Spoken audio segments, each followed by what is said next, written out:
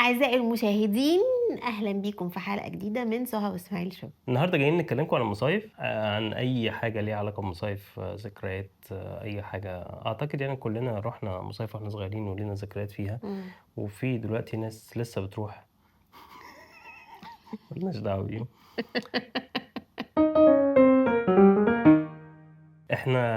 أنتِ كنتِ بتصيفي فين وأنتِ صغيرة؟ كذا حتة يعني، مرسى مطروح، أنا عمري ما اسكندرية. رُحت مرسى مطروح، نفسي أروح ولا مرة خالص خالص، ولا مرة دي جامدة خالص، جدا خالص. جامدة جدا. إمم. والغردقة شرم أنا رُحت شرم الشيخ مرة واحدة، معايا. بس الغردقة كانت أحسن. ليه والله شرم جميلة، مش لأ فاكرة ما يعني، ما كناش بنروحها كتير برضو، بس كانت حلوة يعني.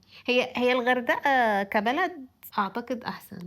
إن في يعني مم. مدينة وأسواق ومش عارف إيه مم. لكن يعني دي ميزة يعني تميزها عن شرم الشيخ، وكمان كان في الجزيرة اللي الناس كان اسمها الجفتون والّا اسمها إيه، كانت جامدة أوي كده رُحناها زمان، مركب بيطلع من الغردقة بيروح هناك، هناك مم. بقى المَيّة مش رهيبة. فاكرة اسمها. بس إحنا زمان كنا بنصيف بس لا والله رُحنا حتت كتير، إحنا كنا بنصيف رُحنا العجمي 20.000 مرة. مم. ورُحنا زمان كنا بنروح والعجمي دي أنا أقف عندها شوية، العجمي دي بالنسبة لي كانت أحسن مكان في الدنيا، هي غير دلوقتي خالص، يعني دلوقتي لأ، مم. لأ no ما تروحوش العجمي، أوكي، لكن زمان بجد كانت هو حلوة. هو الصراحة يعني أنا ما أعرفش الناس هتزعل والّا لأ، بس إسكندرية يعني في الصيف صعبة. ما هو مين اللي هيزعل؟ الإسكندرانية؟ لأ الإسكندرانية الإسكندرانية مقتنعين بالكلام اللي أنتِ بتقوليه ده، والله. والله.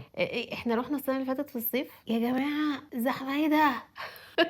إيه كل الناس دي! إحنا قعدنا ساعة بنحاول نطلب Uber أو تاكسي، يعني إحنا واقفين في الشارع مش عارفين يعني، وقعدنا ساعة ونُص في الطريق. لمّا كنا لأ، ما إحنا برضه كان مشوار مُبالغ فيه، إحنا كنا رايحين من عند الكورنيش إمم. بيمبو يعني بيمبو قلب الزبالة. أنت يالا بيمبو. بُص في حاجة على شرفه.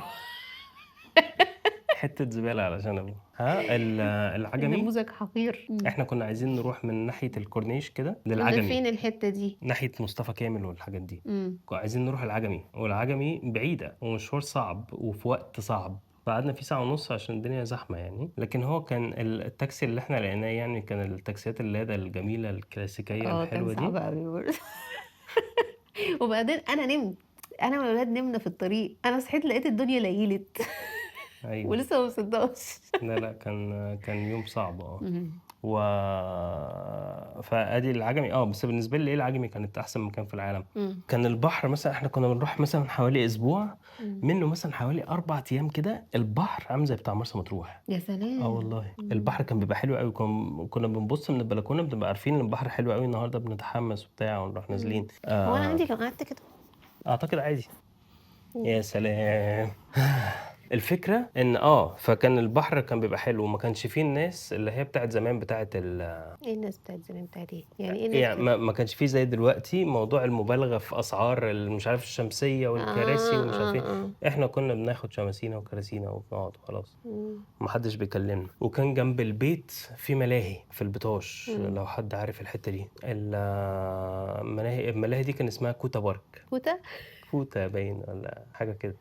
وريتهاني أنت دي مرة كنا بس بقت مهجورة إمم. دلوقتي يعني خلاص اتقفلت، وكان في قهاوي بقى اللي عايز ينزل يقعد على القهوة ينزل. بس أنت كنت طفل طبعًا، ما لا، كنتش بتعمل الناس كده. الكبار هم اللي كانوا بيروحوا وكان في خروب كلية الطب، ده واحد بيبيع عصير خروب. مش ده في إسكندرية، مش في لأ العجمي؟ كلية الطب ده في العجمي من زمان، ما أعرفش في فروع تانية والّا لأ، بس هو في العجمي. أنت مرّة وديتهوني في إسكندرية، لأ، والله. لأ. طب الإسكندرانية يكتبوا. هم هيعرفوا منين أنا وديته لِك والّا لأ، هو في العجمي. في واحد تاني، أنت وديتني واحد يمكن، اسمه خرّوب كلية الطب. اللي جنب كبدة الفلاح. لأ مش فاكرة، بس كبدة الفلاح ده فظيع. طبعًا إحنا مش هنقول الفلاح عشان الناس بتزعل، كبدة اللي من الأرياف. لأ بجد والله، أنا أول مرّة أجرّبه كان معاك. رهيب يا جدعان. أنا بالنسبة لي كان اكتشاف. الجيش بتاعي كان في إسكندرية إمم.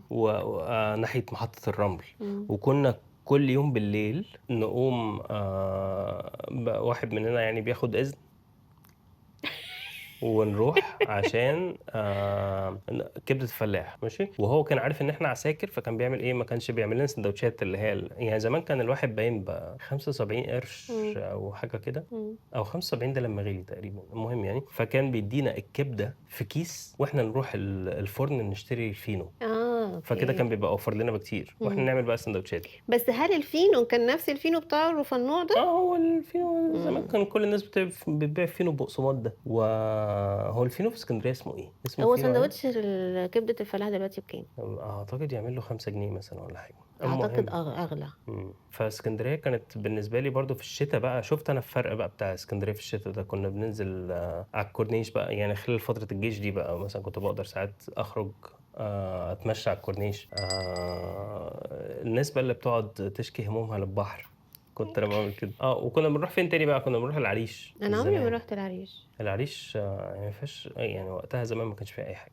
كنتم بتروحوا تعملوا إيه؟ هو ما هو ايه، كان بابا بيشتغل في بنك، إمم. والبنك ده كان بيبقى فيه مصايف. يقول لك مثلا انت عايز تطلع في انهي فوج بتاع 1/7 ولا 8/7 ولا مش يعني كده، كل اسبوع في فوج بيطلع، وفي شاليهات بتاعت البنك في كل حته، في العجمي، وفي العريش، في مراقيه، حته كان اسمها ماربيلا برضو في الساحل. ده في اول الساحل بقى، اللي هو قبل ما يخترعوا الساحل يعني، إمم. ما كانش ساعتها اسمه الساحل، كان اسمها الحته اللي بعد العجمي. هي جمصة فين؟ أنا أسمع إن جمصة دي بأول الساحل. ايه ده، ايه ده، والله ايه ده؟ قالوا لي كده. جمصة. شوف يا ستي جمصة فين. ايه ده؟ لا هو احنا فين هنا؟ يا لهوي يا سوسو. هي فين؟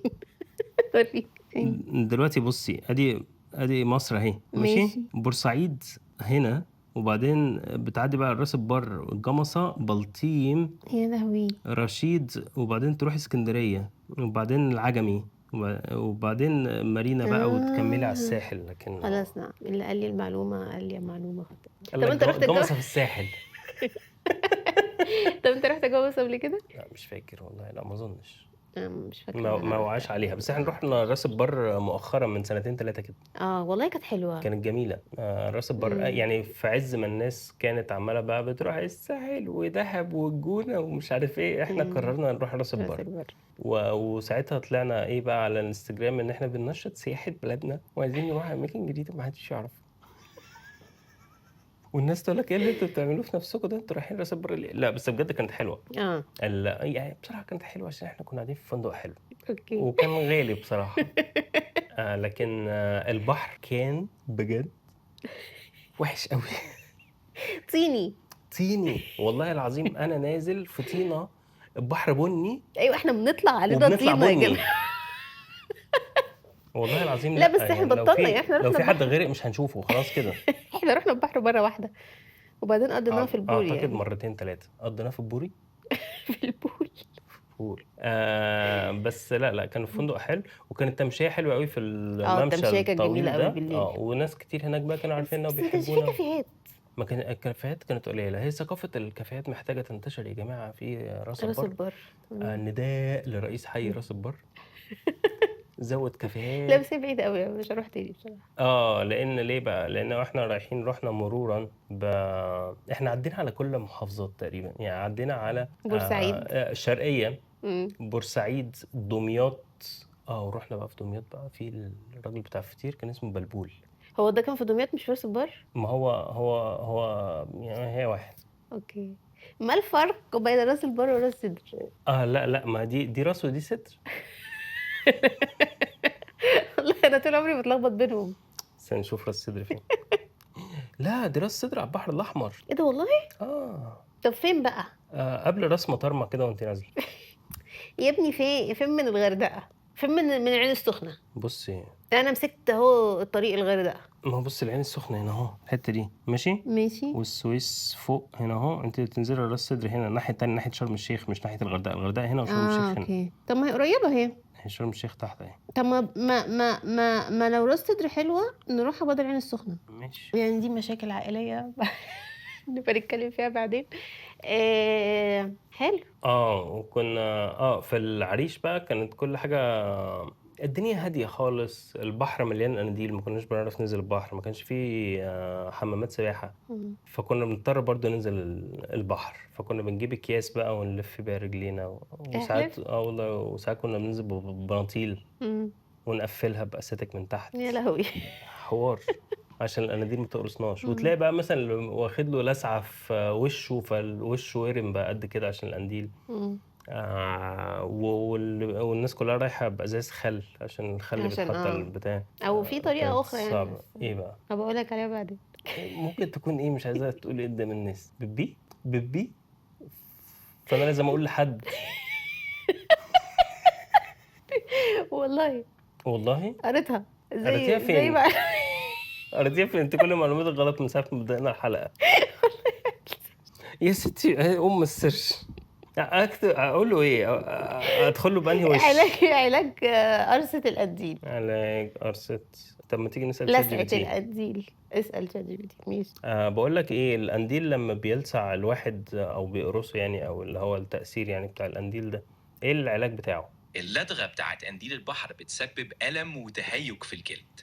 العلاج عادة بيكون بشطف المكان بمية البحر أو بمية دافية، وتجنب استخدام المية العذبة لأنها ممكن دافية. تزود التهيج. ده يعني لا انا سمعت ان الواحد لازم يطرطر على المكان ده، هل ده عادي؟ في ناس بتقول كده، بس في الحقيقة ده مش إجراء موصى بيه من المختصين. الأفضل إنك تلتزم بخطوات العلاج اللي ذكرناها عشان تضمن إن مية دافية استنى. مالحة.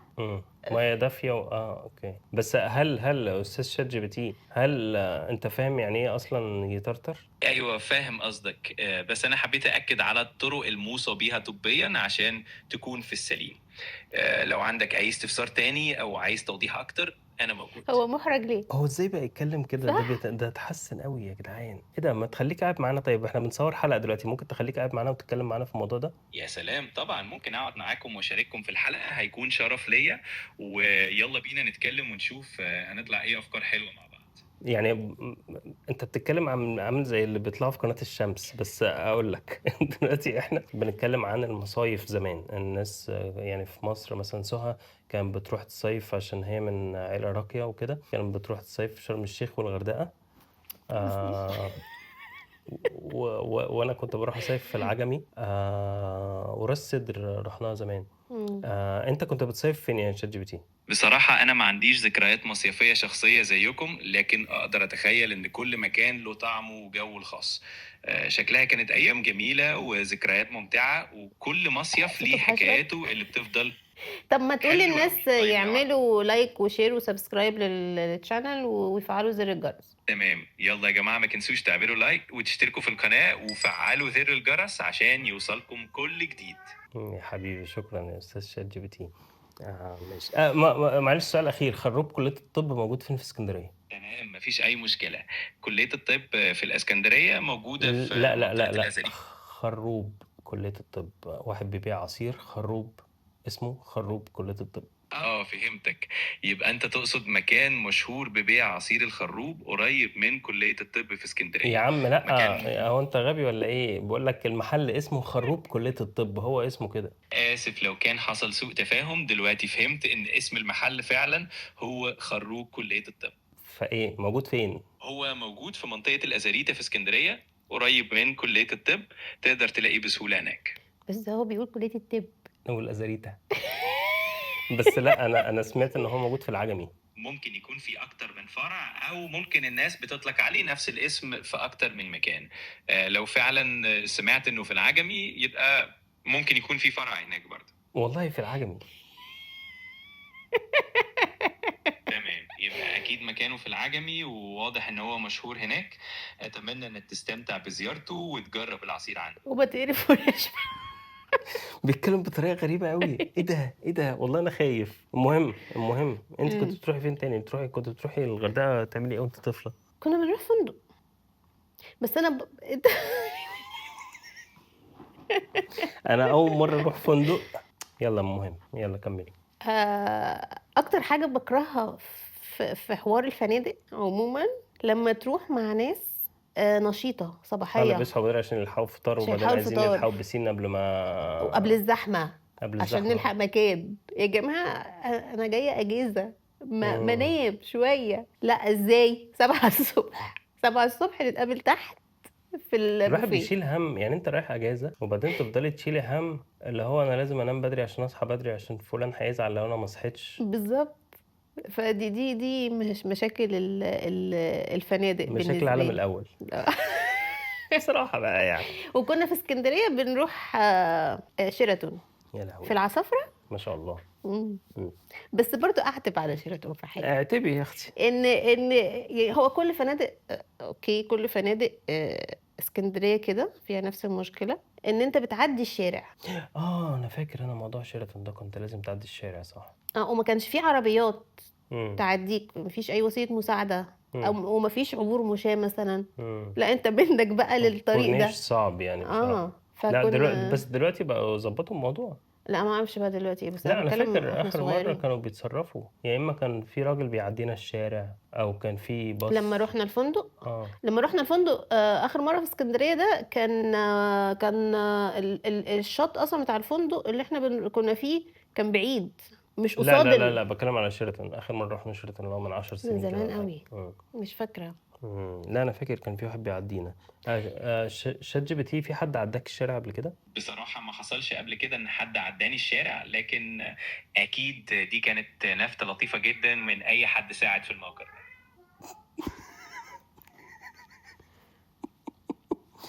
المهم مرسى مطروح بقى، مرسى مطروح نفسي اروح. نفسك تروح مرسى مطروح؟ مرسى مطروح نفسي اروح. انت كنت بتروحي تعملي ايه؟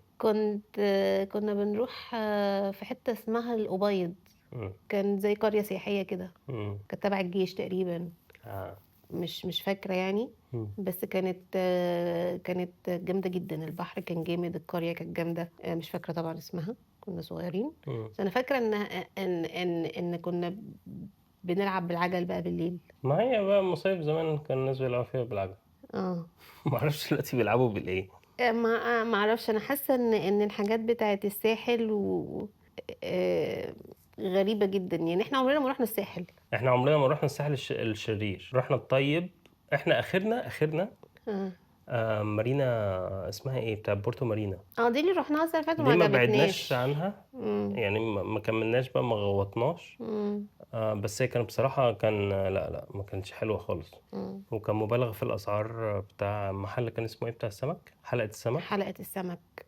يعني مبالغ في السعر. واحنا كنا كنا في اسكندريه في مطعم تاني كان اسمه ايه، المرسى ده كان فظيع، ودفعنا اقل بكتير من اللي دفعناه في حلقه السمك. وحلقه السمك التلت مثلا، يعني دفعنا تلت اللي احنا دفعناه في حلقة السمك. كان وحش بدون أصلاً. اي مبرر يعني بصراحة. بس بصراحة القعدة بتاعته كانت حلوة، الفيو كان جامد قوي. هو تقريبا مغلي كل ده علشان القعده تقريبا لان هو كان يعني انت ممشي كده بتمشي له، وبعدين حته كده هو خشب كده في وسط الميه، فكانت حلوه قوي. بس الميزه يعني هناك ان كان في ملاهي مثلا عشان العيال بتروحها بالليل. انا في بورتو دي اعتقد ان العيال كانوا بينبسطوا بالليل اكتر يعني. لا بس لا والله البحر كان عاجبهم شويه. بس برضه كانت الاسعار مبالغ فيها برضه في كل حاجه. فتخيلي بقى لو رحنا الشرير ايه اللي هيحصل فينا. نداء قايله رئيس حي مارينا 5 ولا دي مارينا 3 كان بتاع بورتو؟ لا ما اعرفش. طب النداء لأي رئيس حي، افتحوا لنا شواطئ، هاتوا لنا زحاليق تنزل في الشواطئ، عايزين مطاعم سمك مخفضة، عايزين خروب كلية الطب يفتح في مارينا. ولو حد يعرف فنادق حلوة في العين السخنة في راس سدر ويكون فيها زحاليق انت هتروحي العين السخنة؟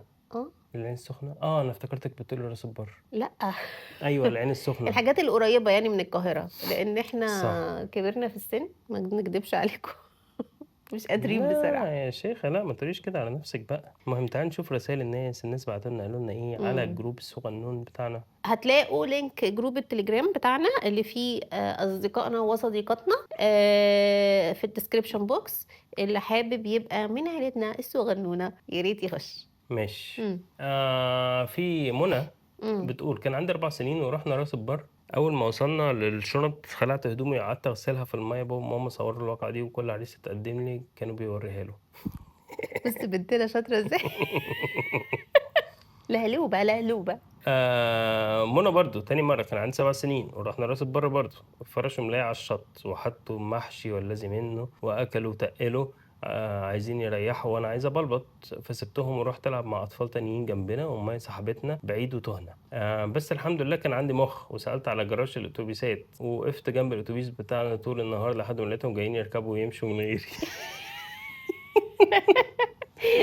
يا لهوي ده موقف صعب قوي. مم. يعني لما كنتش انا رحت الاتوبيس كانوا هيمشوا عادي، ومن بعد الموقفين دول بقالي 22 سنه ما بصيفش. ياه لا لا لا لا لا لا لا لا لا لا لا لا نصيف تاني لا بقى لازم بقى. وننبسط انت تهت قبل كده وانت صغيره مش فاكرة. في المصيف؟ انا تهت. انا برضه حصل معايا زي ما حصل مع منى. مم. احنا كنا في العجمي وكان في سحب في اليوم ده، فانا نزلت كنت لابس العوامه واتسحبت وبعدين قعدت اقاوم. مثلا كان عندي بتاع 6-7 سنين. مم. على ما خرجت بقى بره كنت في حته تانية خالص، عارفه يعني اللي هو راح في حته تانية. مم. انا رحت في حته انا اعتقد ان انا عمري ما حصل معايا الموضوع ده، لان انا اصلا بخاف من البحر. أنا فانا حذرة اكيد بقى. ابقى واخده لا. بالي يعني، مم. واكيد دايما عيني مم. على ماما. ولا غرقتي ولا اي حاجه؟ انا مره كنت هغرق. كنت هتغرقي؟ كنت مع بابا، كنا في اسكندريه في اللي هو الشط بتاع شيراتون ده. مم. انت عارف اسكندريه الموجه عاليه. مم. وبعدين انا كنت مع بابا وصغيره، وجت الموجه خرمت العوامه. للدرجه دي؟ فانا فاكره ان انا كنت عماله اتشقلب في الميه مم. لحد ما بابا قفشني. طب ما دي بتحصل مع كل الناس. انا فاكراها لحد دلوقتي. هو ده اخرك في الصياعه؟ ايوه. هما كلنا كحولنا الكحوله دي. بس حد انقذك؟ لا بنترمي على الشط بره زيك زي اي جثه. بس واحنا مره تانية غرقنا. غرقنا. انا وبسام. احنا كان في نادي تبع البنك برضه. كان في حته في الكتكات. انا عمري ما رحت يعني انا مش فاكر اي حاجه في الكتكات دي يعني، بس يعني كان في نادي هناك واحنا رحنا النادي اللي هناك ده، وكان في خلاص بسين وبتاع. الحماس خدنا واحنا بقى نايمين بنحلم من بالليل يعني بالبسين يعني. وبعدين اول ما وصلنا هناك العياله وبتاع، وكنا المايو تحت البنطلون ورحنا نطين ماشي، عملنا القفزه الجامده دي، بس ما طلعناش. احنا نطينا في حته الغريق وما بنعرفش نعوم يا اصلا، لهوي. واحنا الاتنين تحت عاملين نبقلل لحد ما المنقذ بقى معرفش مين كلم مين، حد كلم حد، وبعدين راح نزل لنا بقى وطلع بينا انا وبسام كده زي البطيختين. كان شكلنا زباله. احنا فضلنا طول اليوم محرجين بقى من الناس الاطفال اللي شافونا واحنا بنغرق. لا، انا هو ده الموقف الوحيد اللي فاكراه في الغرق. بس احنا كنا اغلب مصايفنا كنا بنروحها مع خاله، ايوه. فممكن يكون برضه هو كان حذر. طبعا. مم. عشان يقلق ان انتوا يحصل لكم حاجه. مم. عارفه مين اللي انقذني بقى مم. ساعه لما تهت في العجمي؟ مم. خالي بقى، خاله حسام. والله كان مم. معاكم. هو هو كل واحد بقى ماشي في حته، وكل واحد بيدور في مكان. وبعدين انا في عيله بقى ايه خدتني اتبنتني مؤقتا لحد ما يبان لي صاحب، انا وقعدوني ابنكم كنت جنبهم تايه في كوكي بارك. عطفوا عليا، اكلوني سميت وفريسكا. كانش معاهم محشي؟ لا على ما اتذكر، يا اما كانوا مخبيينه مني. ما عطفوش قوي. خبي منه محشي يا احمد. وبعدين جه خالي بقى قال لهم ده ابن اختي وبتاع، سالوني ده خالك؟ خالي. راح بقى شالني بقى على كتفه. طب كويس ان هم سالوك. مش عارف خالي يبقى فاكر الموضوع ده ولا لا. مريم بتتفرج علينا بنت خالي، لو اسالي باباكي فاكر الموضوع ده ولا لا. ماشي. وبعدين بس بتاع نقرا حاجه تانية. احنا كنا مره في مصيف مع خالاتي وجده، وانا عمري 5 سنين، وكنا خارجين بالليل كلنا نركب يخت تقريبا. دي كوين لولي. اوكي. كنا كلنا نركب يخت تقريبا، مش فاكره قوي. المهم انا كنت ماما ملبساني فستان ما كانش عاجبني، وقعدت اعيط عشان اغيره، وكلهم مستنيين ابطل عياط عشان نخرج، وانا مستحيل لازم ابدل الفستان ده. ودخلت غرفتنا ورزعت الباب ورايا. حاولوا كتير يفتحوا الباب ما بيفتحش، احاول من جوه مفيش فايده. الغرفة ليها شباك واحد على جنينة، وصاحب الشاليه كان مقفله بخشب من بره ومسامير كتير قوي، واضطروا كلهم بعد ما فضلت محبوسة ساعتين ينزلوا الجنينة دي، وكانت شبه مهجورة وفيها شوك كتير، ويتسلقوا ويبدأوا يكسروا الشباك ده عشان يسحبوني منه. المهم العملية استمرت ما يقرب من 3 ساعات تقريبا، واليخت سمنة وما خرجوش كلهم بسبب اليوم ده، وشكرا. عند الأطفال يا جماعة، عند الأطفال. انا بحب الفرهده برضو، بس لو الجو حر عامه بقعد في المكيف. ايه ده، ما بنزلش. واتمنى ما حدش يروح العين السخنه في شهر 7 أو 8، عشان السنه اللي فاتت قعدت ال5 ايام في غرفه الفندق من الحر، وكمان بالليل رطوبه شديده جدا جدا لدرجه ما فيش تنفس اصلا. ليه يا لولي؟ ده انا كل احلامي بتهدم دلوقتي. هي بتتكلم عن إيه؟ العين السخنة؟ لا العين السخنة سخنة. بص، ما هو بقى عند الاطفال ده ويعملوا أنا زمان حركات. كنت بعند كده اهوت، زمان برضو كنا، بس بصراحة يعني أنا كان عندي حق. عارفة مريالة اللي بتاعت زمان دي، اللي هي شبه الفستان كده اهو، أنا عايز ألبس تحتها بنطلون وماما ما كانش عايزة تلبسنا بنطلون. ايه بقى؟ ما اعرفش. وبعدين انا ماشي بقى، رجلي باينه يعني من فوق ركبي كده لحد تحت خالص، فشكلي لابس فستان، فانا عمال بعيط عشان مش عايز اروح. انا طفل واعي برضو يعني، انا حضانه بس راجل قوي، انا مش هلبس كده. وفي الاخر لا، هتنزل برضو طب ونزلنا. وليه اصلا الحضانه كانت عامله للولاد اليونيفورم ده؟ ما اعرفش المرايل دي كانت زمان ولا ايه، على ايامي بقى، ليه يا عم، انت من امتى يعني؟ السبعينات يا الثمانينات لهوي. التسعينات، مم. من زمان قوش. حد بقى بيقول مرة رحنا شاليه مع عمامي وانا كنت صغيرة، بالغلط فتحت باب الحمام على عمي، واول ما شفته صرخت وقفلت الباب بقوة وهربت، ورجعت بعد ثانيتين من الخوف فتحت الباب عليه تاني عشان اقول له انا اسف.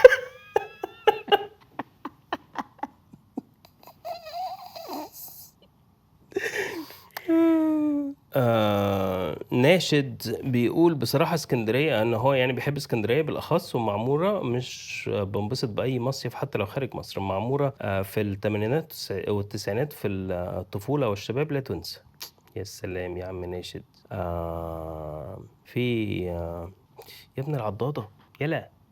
كان في حد بعت حاجة تانية، محمد اس. مم. أنا هحاول أتقمص شخصيته وأنا بقرأ الرسالة دي. أنا والعائلة ذهبنا مع الجيران للبحر، فالجيران كان عندهم قارب، فأخي قال لي أمي سوف أذهب معهم في القارب. كان عمره 9 سنوات وهم في البحر. ولاد الجيران دفعوه في الماء، ولكن لولا ستر الله تمسك في من جانب القارب في زي حديد زي السيارة من الأمام، مصد حديد تمسك به ولم يغرق.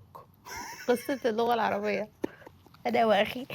تزعلش يا محمد، احنا بنهزر معاك، بس الحمد لله، الحمد لله على سلامة اخوك، والحمد لله قدر واللطف. من بناء بيعتز بسم الله. شم شرابي. المهم يا ولاد، عايزة تقولي حاجة للسادة المشاهد؟ عايزه اقول لهم ما تنسوش تعملوا لنا لايك وشير وسبسكرايب وفعلوا زر الجرس. مم. وما قول انت بقى. شكرا لكم والسلام في واللينك في الديسكريبشن بوكس بتاع جروب التليجرام. اتكلم. شكرا لكم واستنونا في الحلقة الجاية من سوا اسمعي شو.